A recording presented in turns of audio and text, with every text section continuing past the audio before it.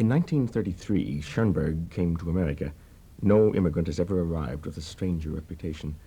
There were probably only a handful of people in the United States in that day who realized the importance of the little man who arrived on a New York dock one morning in October of that year. To the majority of musicians at the time, and certainly to almost all of the musical audience, Schoenberg represented the most demoniacal tableau of genius turned into insanity that the world of music had ever known. Indeed, I wonder even if there were many people who thought in those days of his earliest works as works of genius, for they too were at the time suffering the fate of almost total obscurity. A famous cellist told me that he was playing in the Berlin Philharmonic when the premiere of Schoenberg's Theme and Variations was performed. Furtwängler, I think, was the conductor, and after the first 5 or 6 measures, the whole orchestra was lost, and they somehow just went on. And my cellist friend said that he turned to his partner and said, "Play something nice," and so they practiced the Dvorak concerto and ran over a few Schubert trios, cello parts, whatever came to mind. At the finish of the piece, there was a great deal of hissing and booing, and I think he told me the only applause came from one box which seated Arthur Schnabel, who, as you know, was an enthusiast of Schoenberg's music, and I think Schoenberg's brother-in-law, a small group of friends. The group of friends, according to the composer's widow, Frau Gertrude Schoenberg, was indeed very small. We never had this kind of entourage with people of minds and of influence have usually. He was always alone. We were also alone in I wouldn't say Vienna at all, because Vienna is self-understanding, but even in Berlin we had perhaps 4 or 5 people coming, and that's all. We didn't have any friends here. When we came, the only person we knew in Hollywood was Mr. Riesenfeld, who was he was in Viennese, who came here and had all the movie theater, you know, with those big orchestras he had. Yes. He was in New York, and he lost his whole money, and he came to Hollywood to write movies. And after that, he heard about Schoenberg being stranded in Pasadena and not getting a house there because we had a child, and this was murder in Pasadena. So he came right away and took us to Hollywood. But we had nobody here, and he really came especially for his health. Only much later he got an offer to teach in SC first and then in UCLA. It is one of those strange coincidences in his life that the people who were renowned at that time never wanted to meet him. They had an awe. They were afraid of meeting him. But Schoenberg loved to talk with people of some kind of intelligence, and this he missed always, I must say. One man who did attempt to meet Schoenberg was the American composer Aaron Copland. We had, Schoenberg and I, a brief incident which seems rather amusing in retrospect, which I didn't enjoy very much at the time it was happening, because it put me in the position of being anti-Schoenbergian in his mind, which I certainly wasn't. As a matter of fact, I think I was probably one of the first people in the United States to give public lectures on Schoenberg in the mid-20s, public lectures, that is, and I always did my best to present his work as fairly as I could. In fact, I went so far as to play one of the Opus 11 piano pieces. He somehow had the impression during the last years of his life that people were trying to prevent his music from being played. It must have been a very difficult experience to be a man of Schoenberg's gift and his actual production, and to watch conductors year after year programming pieces by men he knew did not have the value of himself, and so in the end it really got under his skin, and he felt that men like Toscanini and Kusevitsky were against him. And it's, for some reason or other, I must have somehow gotten into that crowd of people. At any rate, he thought I was against him, and he wrote a letter that was published in the column that Virgil Thompson wrote each Sunday in the New York Herald Tribune, in which he combined my name with others who were attempting to, as he put it, stop his career or get in the way of his career. So I hastened to write a letter back to the Tribune pointing out that I wasn't in any sense against his career, that I was an admirer of what he had done and so forth. And in the end, we did have a personal exchange of letters in which he indicated that someone had been telling him things about me that he was glad to hear were not so. So it had a happy end, but in my mind, it gave me the sense that he must have had a feeling of being persecuted, actually. Whether he was in fact persecuted or not, he had that feeling. He was very straightforward. He was a kind of man who never showed off at all. And he could just have been a simple merchant too when you talked with him of ordinary things. So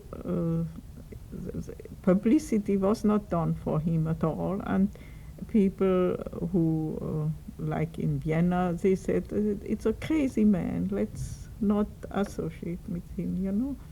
And we never know, should we say yes to what he's thinking, or shouldn't we rather omit it? We always have time to come in. Now, also those people all were of a quite different social standings. They all had money, they all had their securities. They were hesitant, you know. And when he met somebody, he was always the one who gave much more and was happy, and then he got a knock on his head. He was a very curious mentality, it seems to me. Not at all my kind of person, if I were thinking of him purely as a human being, not a man I would naturally want to spend an evening with. I like someone that more humanist, let's say. He was probably very humanist in his spirit, I'm sure he was. But there was a kind of fanatic thing at the very bottom of his core, which you could not argue with. I remember once meeting him, and either he asked me what I was writing, or in some way it turned out that I had been just writing a ballet. Well, he took a very dim view of ballets. Ballets were not things that interested him, and didn't seem a serious art form, and he made no bones about telling me that. I knew that I'd hear something like that. I didn't know quite what, but at any rate, it seems to me to typify the man as a man. I don't think of him as a solid citizen who can be followed in everything that he says and does. It isn't necessary that a great man like Schoenberg should be a solid citizen. It's just that if you're going to spend an evening with a man, you sort of don't get anywhere if you can't get the sense you're going to in some way change his thinking. Naturally, you can sit at his feet like a disciple and listen. That would be extremely instructive. But it's not quite the same thing as exchanging an ideas with a reasonable human being. One American who did spend and enjoy an evening with Schoenberg was the San Francisco psychiatrist, Dr. Peter Ostwald. In 1948, Dr. Ostwald was a student of Schoenberg's at the Music Academy of the West in Santa Barbara, California. The only time I saw him at home, so to speak, without a formal class setting, was one evening when he invited those of us who were interested in chamber music over to his house to listen to records of his quartets. At that time, the quartets had not been issued in this country, or at least not in any modern recording, so this was a rare opportunity to become acquainted with his music. And I think he was quite restrained. He certainly didn't put on any airs of being a prophet or a professor or anything like that. He was quite humble and Viennese in a way that, wanting to make everyone comfortable and be sure that they enjoyed the evening. He didn't strike me as a stern person. He had, at that time, 2 sons, one about 5 and the other about 7, and a daughter who was about 13. And considering what an old man he was, really old enough to be their grandfather or great-grandfather, he seemed very kind and thoughtful. He was too ill, I think, at that time to play with them very much, but he seemed very considerate. One got more the impression, though, that all efforts were made to be kind to him. Both the children and his wife seemed terribly concerned always about him. He was very fragile. He was constantly having asthmatic attacks and would have to pull out a kind of adrenaline spray and medicate himself. So it was difficult, perhaps, for him to be as supportive and understanding towards others as it would have been the other way around. One may have thought that he was stern from his demeanor and behavior, rather. Well, he looked stern in a sense. He had, at that time anyway, he was thin and quite wrinkled, and even though he had one of those very luscious Hollywood tans, one could see there really the fading aspects of a man, and this may have given him a kind of stern appearance. But he didn't speak in a stern way. If you've heard recordings of his voice, he had a rather high-pitched voice, halting and not at all stern. Another Californian, an expatriate German, who was not at all sure about his affection for Schoenberg at this period, was the novelist Thomas Mann. Mann had been an occasional visitor at the Schoenberg home during the war years, and may have on some of those occasions attempted to pump Schoenberg for information about composition procedures which were of interest to him at the time. For Mann was then engaged in writing the work which he believed to be his summation of the rise and fall of German culture, the novel Dr. Faustus. Dr. Faustus operates on several levels of symbolism, but its central character is a composer whose name in the novel is Adrian Leverkühn. Leverkühn renews the Faust legend by having a pact with hell which permits him to sell his soul for so many years of inspired creativity. This did, indeed, for all its potential, turn out to be one of the worst novels that Thomas Mann ever wrote. But what seems to have bothered Schoenberg about it specifically was that the technical practices which are described in some detail and attributed to Adrian Leverkühn are those which bear a rather marked similarity to 12-tone composition.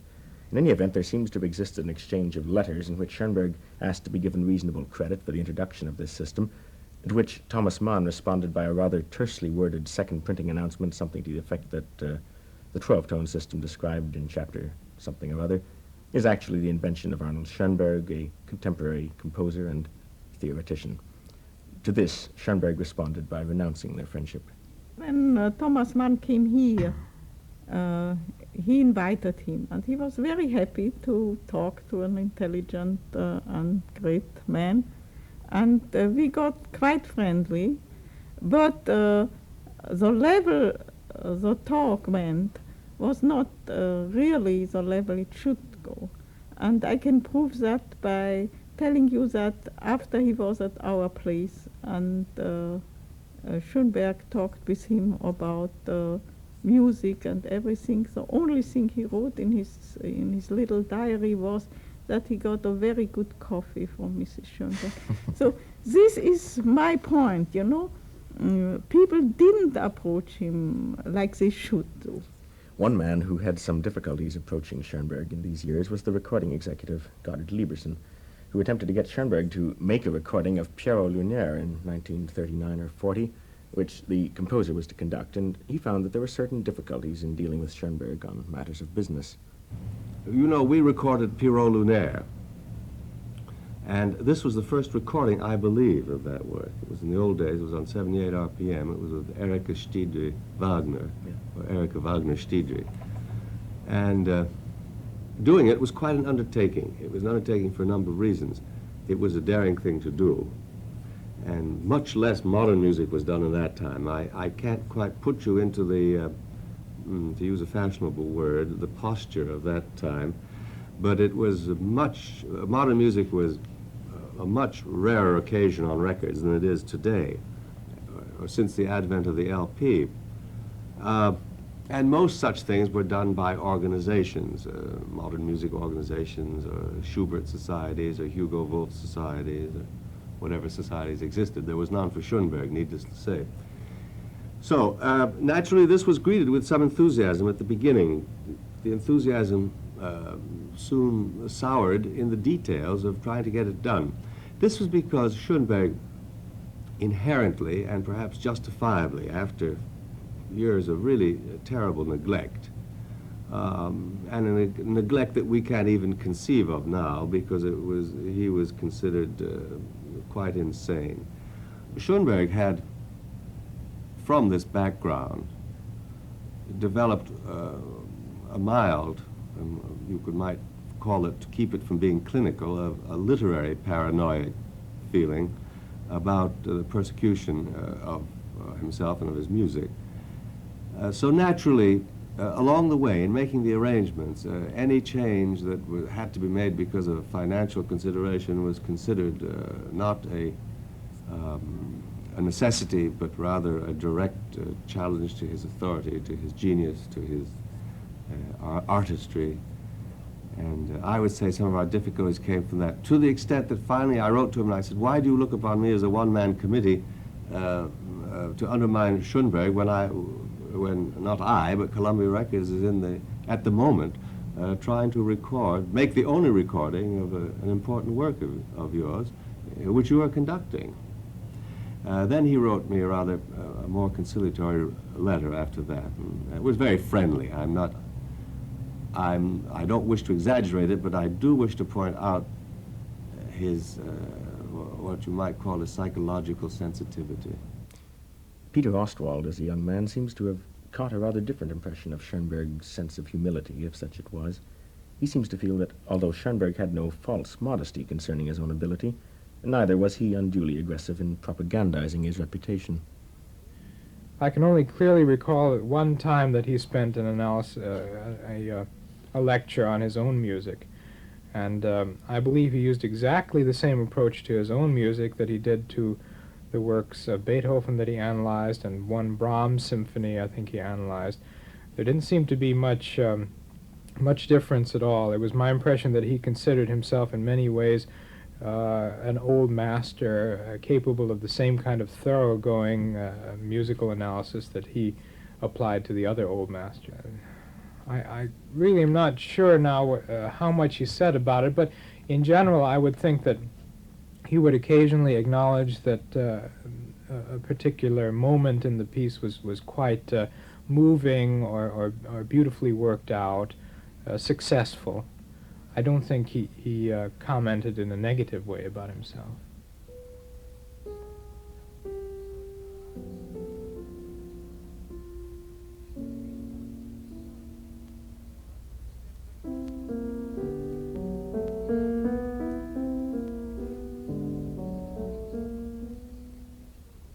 You are listening to a special radio documentary on the life and work of Arnold Schoenberg.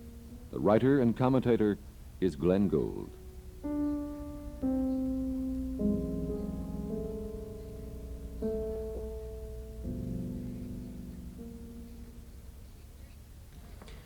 The works of Schoenberg's later years can be said on the whole to consolidate his thinking about the use of serial technique, considering that Anton Webern was already writing in that curiously pointillistic manner of his during Schoenberg's lifetime. It's perhaps significant that Schoenberg, as he grew older, tended to grow once again larger in scope, broader in design than he had been in the early 12-tone compositions like the Serenade. In fact, it was in this later period that he once again toyed with the idea of writing within a key signature. There are only a few works of this kind, to be sure, of which the most interesting are Kol Nidre for chorus, narrator, and orchestra, the Ode to Napoleon for Sprechstimme, string quartet, and piano, and the variations on a recitative for organ. The prevalence of tonality in these works is rather variable, the variations on the recitative being solidly D minor, which seems to have been a rather favorite key for Schoenberg, while the Ode to Napoleon reflects a tonal center at only crucial moments. Kol Nidre, which was written in 1938, is a strangely troubling work.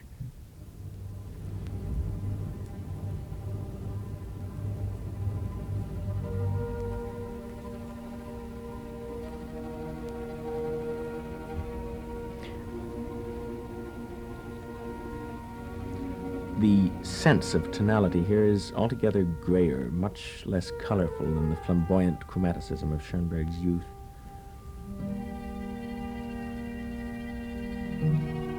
In fact, this is not, in the conventional sense of the word, chromaticism at all.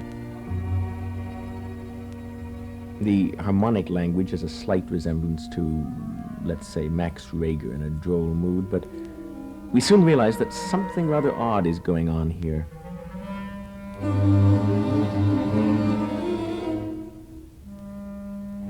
The fact is that the prevailing triadic course of this music is arranged not according to the respect of tonal voice leading, but is derived out of a 12-tone principle furnished by using a row which favors division into triadic groups. Thus, the harmonization at this moment, the relation between the chords of B major and G flat major and E flat major, forms part of an harmonic cycle of major and minor chords which, with various permutations, relates to the entire 12-tone spectrum. No one can really say why Schoenberg began exploring an arbitrary tonal direction so late in his life. It may have been simply nostalgia for the world he'd left behind 30 years before. I think it most unlikely that it could have been in deference to the religious sentiment of Kol Nidre, since his later cantata, Survivor of Warsaw, though a much weaker work, is in some respects the most futuristic piece of his last period, and of course deals with the tragedy of war in a most personal way. Nor was it in any sense, I'm sure, a concession to the commercial spirit of America, his new home. Whatever may have been the reason, Schoenberg's quasi-tonal works of this period provide one of the most valuable lessons that we learn from him in the use of serialism, because with these works, Schoenberg refutes a good deal of the idealism of his early 12-tone method, and he also provides the first major instance of the serially derived harmonic focus. That's to say that with these works, we discover that the organic stimulus of serial organization does not necessarily have to operate in a world devoid of preference. And Schoenberg, with these works, foreshadows a development which is now taking place of permutational concessions which are deliberately designed in certain instances to provide a focus upon a particular harmonic unit which will occur more emphatically than statistical equality would allow. In short, these works, if not altogether satisfactory in themselves, represent one of the most important aspects of Schoenberg's later 12-tone thinking. These quasi-tonal works, though, were only a very small part of Schoenberg's output in his later years. Among the major works of the American residents were the violin and piano concertos, opus 36 and 42, respectively, and the string trio, opus 45, all written in a more conventional 12-tone discipline. Each of these works, despite the mastery of the craft which is now exhibited, and I mean mastery here not in the sense of a clever use of an arbitrarily designed mechanical invention, but rather as the acknowledgement of the relative success of a work of art independent of the agreements accorded its technical devices. Each of these works exhibits, it seems to me, a rather more aloof and dispirited profile than that which we'd come to know from the Schoenberg of the 1920s and early 30s. There's a certain coldness and architectural precision which seems on occasion to have taken precedence over a more fluid invention. There is also, once again, that curious collaboration which Schoenberg managed to effect between the instrumental aims of an earlier period, in this case the 19th century, and its architectural devices, and the exigencies of his own serial situations. In the later 12-tone works, such as the piano concerto, Schoenberg becomes a good deal more sophisticated in handling the operations of a tone row, though one could hardly say he's managed to make the manipulation of its interval structure penetrate every dimension of a composition. He did not, for instance, attempt to apply serial principles to matters of rhythm, which, since his death, has become one of the more important premises of serial construction. His rhythmic devices, as a matter of fact, tend to be rather square. Schoenberg rarely attempts to transcend the impositions of the bar line, as did Webern in his later work. There is, however, in Schoenberg a remarkably varied sense of rhythmic structure, and almost always an ability to interpret the mood of a work through a strongly angular sense of rhythmic projection. What is important about the piano concerto and the works of his later years is that he's managed to a considerable extent to effect that integration of harmonic and melodic materials towards which he directed so much effort in the transitional years of his life, the years following the dissolution of tonality. He achieves this integration through many different devices, of which perhaps the simplest is to create the accompaniment to a theme out of the notes adjacent to it in the tone series. Such an example is the lovely opening theme from the piano concerto.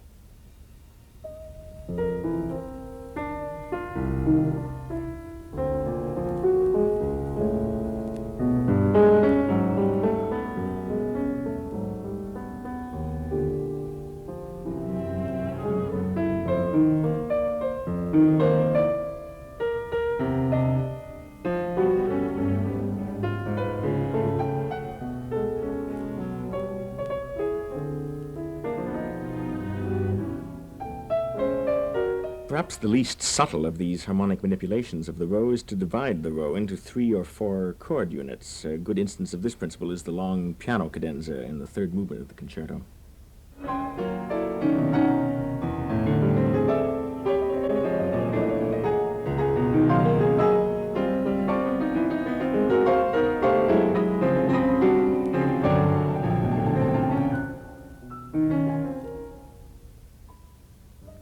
On a more imaginative level, Schoenberg produces various sequences of chords which are not necessarily derivable from the original row structure by using what could be called a leapfrogging approach to the row.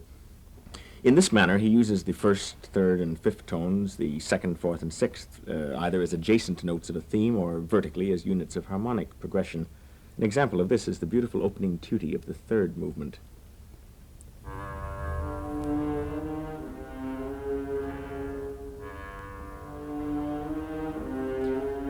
In it, this theme,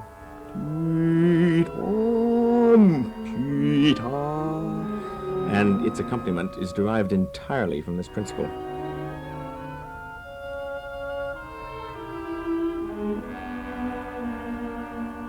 At the end of this third movement, Schoenberg brings both of these devices together, both the devices of the chord progressions of the piano cadenza and the leapfrogging technique of the orchestral tutti, and brings them together in what is one of the grandest structures of the mature Schoenberg. In the final movement, Schoenberg really pulls out all the stops. The movement is a rondo, a very pure, classically proportioned rondo, of which the main theme is an inversion, somewhat altered rhythmically, of the theme of the first movement.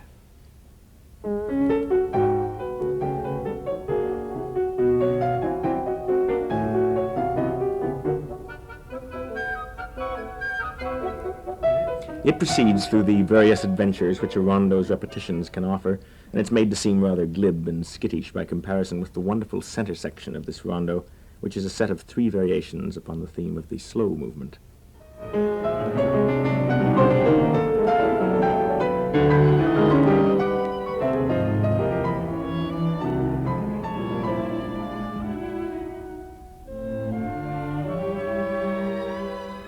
At the very end of the concerto, Schoenberg brings back the theme which opened it, but here the docile quality of its triple measure is focused into a hearty common time.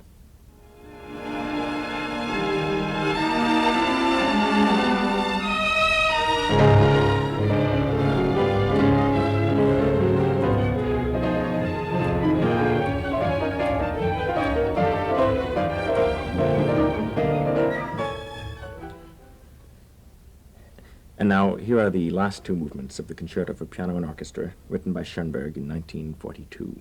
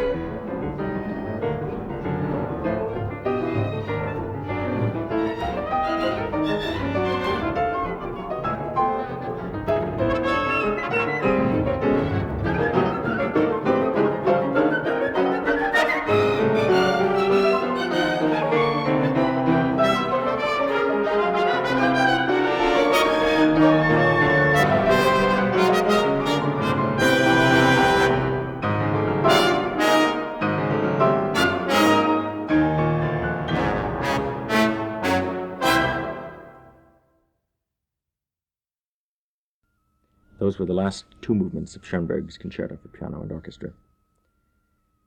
Well, finally, what about this man, Schoenberg? What sort of influence has he wielded upon our world? I think we must admit that a fundamental change has come over the world of music, and that a good deal of that change has been the responsibility of Schoenberg's work and ideas. It's perfectly true that at the present moment there are such fantastic varieties of musical idioms simultaneously in use, each with their own persuaded initiate, that no one person can be credited or criticized for everything that's happening today. But if it is true that, as Roger Sessions, I think it was, once remarked, all of us, no matter in what way we compose differently because of Schoenberg, what then has really been the effect of this new world of sound introduced by Schoenberg? I think there can be no doubt that one of its basic social effects has been to separate composer and audience. One doesn't like to admit this, but it's true nonetheless. There are, in fact, many people who believe that Schoenberg has been responsible for shattering irreparably the compact between audience and composer, of separating their common bond of reference and creating between them a profound antagonism. I don't think that the language has become a valid one for the simple reason that it doesn't it has no system of emotional references that is broadly accepted by people who listen to music. I've heard enormous amounts of serial 12-tone tonal music of one sort or another, and it doesn't seem to me to mean much either to me or to the audiences of which I form a part. Certainly, concert music of today, that part of it at any rate which owes a great deal to the Schoenbergian influence, plays a very small part in the life of most people. It cannot by any means claim to excite the curiosity that was generally aroused by significant new works of 50 or 60 years ago.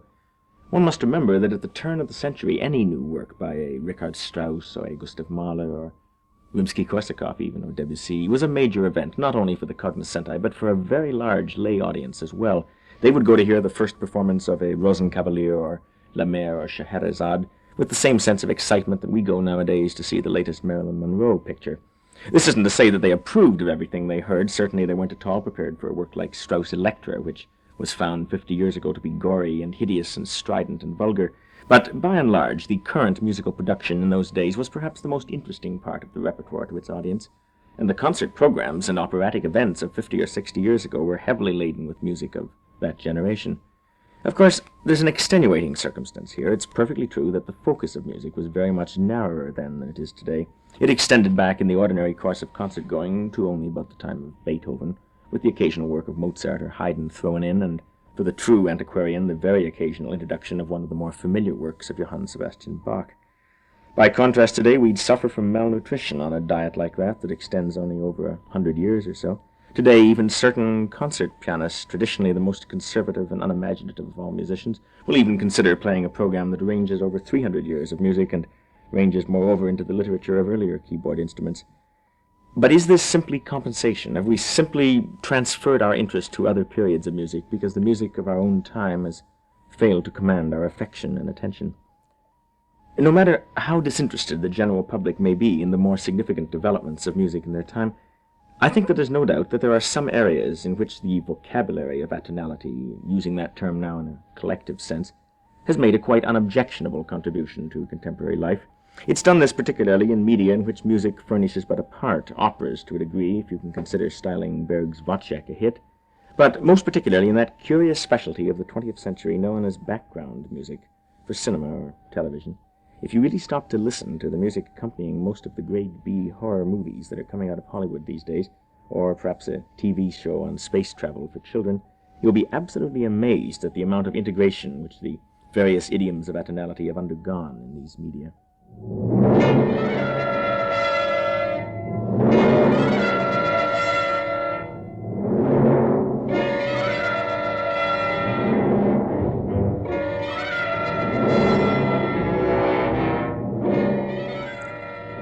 That was a fragment of Leonard Rosenman's score for the movie Cobweb, and I must remember to catch that picture. When music like that creeps up on us subliminally, as it were, we seem to accept the devices of a dissonant vocabulary as being perfectly comprehensible. But it's rather frightening to realize that the integration of dissonance from which all of this new music of our day has emanated has assumed a character in the minds of many people which is satisfactory only for displaying the fundamental beastliness of the human animal, and which tends to be dismissed when it attempts to lead a life of its own, a life which is capable of as wide a variety of emotional impact as that of any other musical style.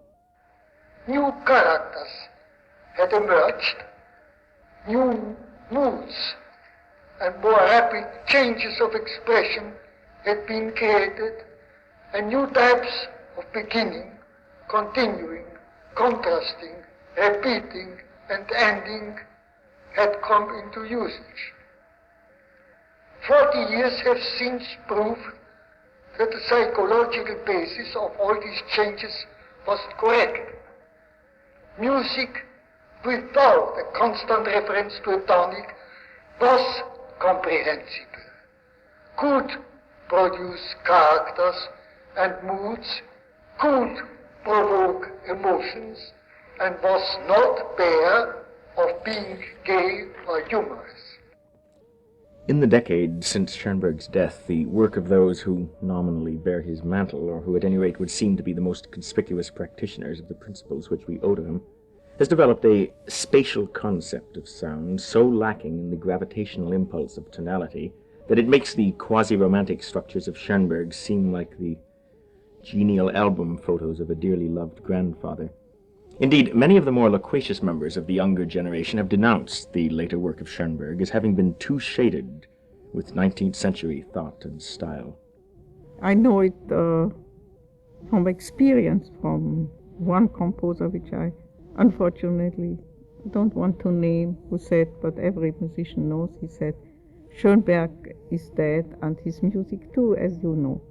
And people came to me, Hartmann in Munich, you know, came to me and he was very excited about that and told me that will be terrible. Can you imagine what damage that will do to Schoenberg? And I answered him, it won't do any damage to Schoenberg, it will help Boulez, because if you say something which is out of the ordinary, people will talk about it and so on. And people couldn't understand that I was not at all worried about that. And 2 or 3 years later, I met him in Hamburg, where he conducted already his piece, and he conducts now Schoenberg. So this, I think, is just some kind of little going away and coming back. Other composers have extended the techniques of serialism and applied them to composition by electronic means. One of these is the Canadian composer Istvan Anhalt. Soon after having been engaged in electronic music composition, I became interested in certain compositional problems inherent in this medium, which had little to do with purely serial matters, although I did at times employ serial techniques in various electronic works, especially on the level of the basic material, that is, tunings and temperaments. In contrast to this approach, I would like to mention here Stockhausen's 2 electronic studies and works by Koenig, which are totally serially constructed works, pieces which can be regarded as quasi-ultimate realizations of the principle of total serial organization.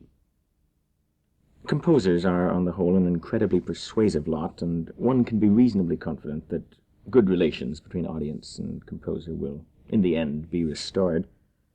It may even be that these various forms of integration in which the references of atonalism have so far achieved some success, the horror movie, the science fiction space travel bit, may provide to a degree the necessary common bond.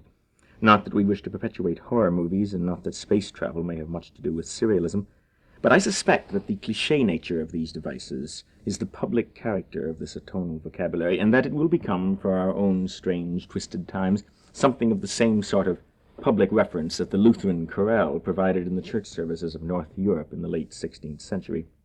There's no question that the Lutheran chorale acquainted many hostile parishioners with the strange new organization which was to become known as tonality, and I have a suspicion that the adventures of Captain Stratosphere and all other such lunacies that hold us, and particularly our young captive these days, will have some significant part in making a rapprochement between a basically hostile public and the music of their time. And so if this happens and the estrangement is ended, then Schoenberg cannot be regarded as a perpetrator of deviltry. He will come to be regarded as one of the crucial pivot composers in musical history. And the only thing that will remain for us to decide about Schoenberg will be the worth of the man's music itself, not the justification of his historical position. And it's very difficult to find any two people who would exactly agree on what the future will hold for Arnold Schoenberg. The image of Schoenberg in the year 2000 will to a great extent depend on the development of music which will take place between today and the year 2000. It seems to me, however, a good guess to say that several of his works will stand up to the test of time, and through them he will continue to represent an important stratum of an important musical period for a long time to come. Or perhaps I should say that his musical voice will be recognized even in the year 2000 as a manifestation of a singularly turbulent period of human history in Central Europe. I don't think the year 2000 will hold very much for Schoenberg. I don't think that Schoenberg's popularity has increased to any extent even over the past 30 years. There are people who like it, there are people who play it, but the general public has never taken much interest in it, and for the reason I think that it doesn't convey anything much to them. In fact, I would guess that the Schoenberg style is finished, that it offers no future potentialities of any real value. I find it difficult to imagine exactly what the fate of the pieces will be. It's difficult to know how sympathetic people will be to that curious atmosphere that we connect with Vienna of a certain period and a certain school. That music is inconceivable without the life that those men lived in those days. The sense of terror, the sense of being lonely, the sense of being completely different from the classical tradition around themselves, and yet feeling so strongly that they belonged in it and were the natural result of it. All that makes for, from my standpoint, a rather tortured musical expression. And while it's a very powerful kind of tortured expression, it nevertheless seems rather tortured. Now, whether the big public will find it less and less tortured, which would seem normal, because that's what always has happened in the past, I don't know. Certainly when I listen to Wozzeck now, and I think of Wozzeck 35 years ago when I first heard Stokowski do it, it seems like a different piece. It seems much more continuous, much more accessible to everyone, and it's very possible that the same may happen to Schoenberg's pieces, but not to everything. I doubt whether the Woodwind Quintet will ever seem like a jolly little piece that one would want to put on before breakfast every day.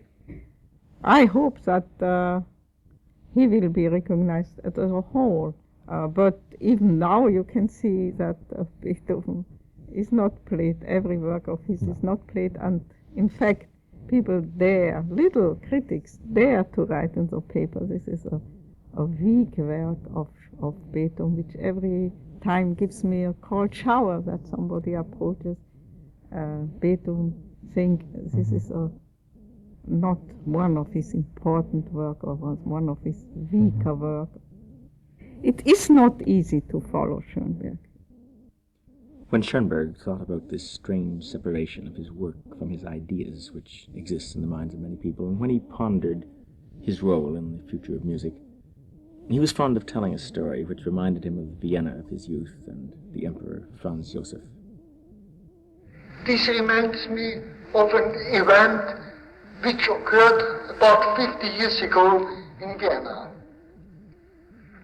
Our Emperor Francis Joseph I usually honored openings of important industrial or artistic expositions by his presence. On such occasions, the chairman of the committees were allowed to present prominent industrialists and artists to the emperor. In this special case, the German did it as it was customary with ordinary citizens. Your Majesty, may I present Mr. So-and-so, a great industrialist. Thereafter, turning to the gentleman, he added, His Majesty, the Emperor. After he had done that several times, the Emperor said softly, by now I hope the gentleman will know who I am.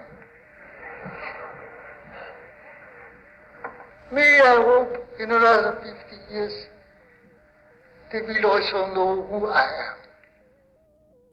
We are too close to Schoenberg to really evaluate him. Anything that we may say about him now is either the result of guesswork or of blind faith, or of reading into his views on historical evolution and importance which we transfer to his music. But if you want my guess, and if you will accept it as from one who has made a strong effort to separate the theorist from the composer, who's endeavored not to confuse the less than perfect logic which sometimes governs Schoenberg's theories with the value judgment of his work, it is then that I would guess, and you can confuse it with blind faith if you will, that we will someday know indeed who he was. We will someday know that he was one of the greatest composers who ever lived.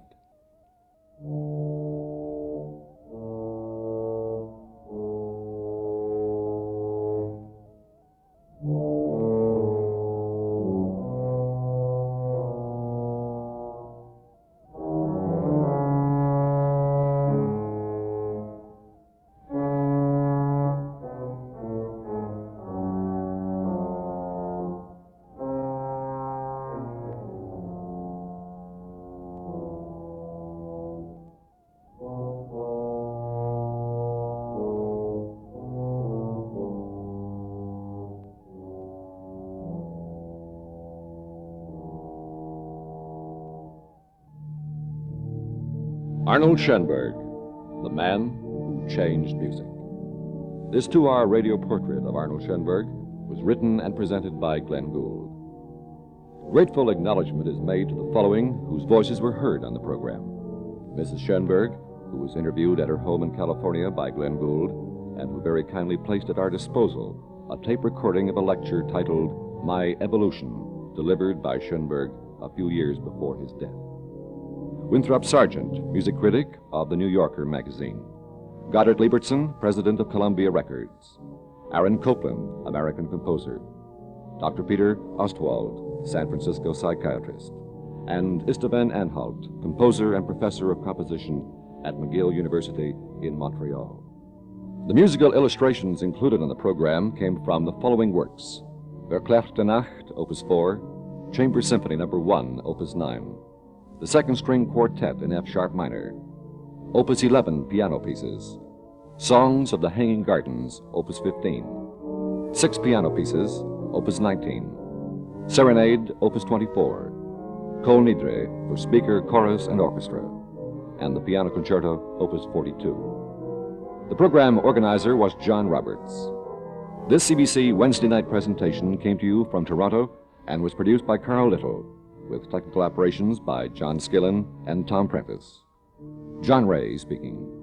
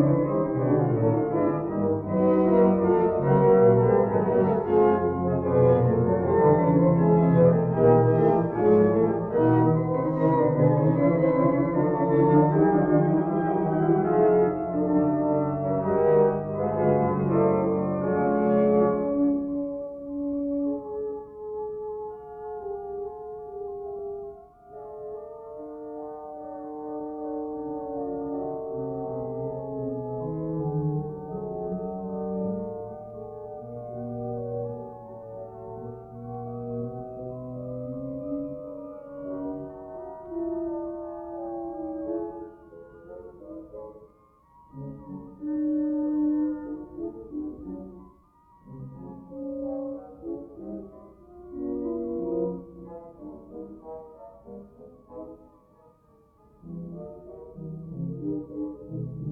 you.